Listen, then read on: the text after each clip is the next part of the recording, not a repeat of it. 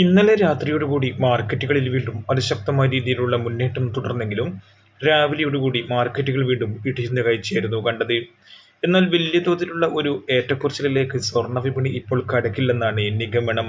നിരീക്ഷകർ അഭിപ്രായപ്പെടുന്നത് ഒരുപക്ഷെ സെപ്റ്റംബർ മാസത്തോടു കൂടി പലിശ നിരക്ക് കുറക്കുകയാണെങ്കിൽ സ്വർണ്ണവില വീണ്ടും കുതിച്ചേക്കും.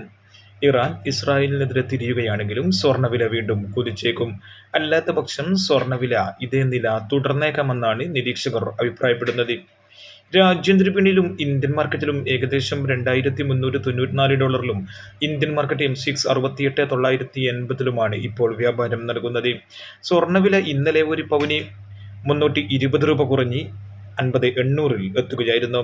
അതേസമയം ഇന്ന് സ്വർണ്ണവില കൂടുമെന്ന് പ്രതീക്ഷിച്ചെങ്കിലും സ്വർണ്ണവില ഇന്ന് മാറ്റമില്ലാതെ തുടരുകയാണ്. ഒരു പവന് 50,800 തന്നെയാണ് ഇന്ന് വ്യാപാരം നടക്കുന്നത്. 24K തങ്കംവില രാവിലെയോടുകൂടി ഇടിവ് നേരിട്ടെങ്കിലും ഉച്ചയോടുകൂടി ഇപ്പോൾ നിൽക്കുന്നത് ഗ്രാമിന് 7,110 9 months ഗോൾഡ് വിൽക്കുന്നവർക്ക് തീർച്ചയായും ഇന്നത്തെ ബോർഡർ റേറ്റ് തന്നെ കിട്ടിക്കാണുമെന്ന് പ്രതീക്ഷിക്കുന്നു. വെള്ളിവില വീണ്ടും കുറഞ്ഞു. ₹1 കുറഞ്ഞ് 86 10 ഗ്രാമിന് 860 വ്യാപാരം നടക്കുന്നത്.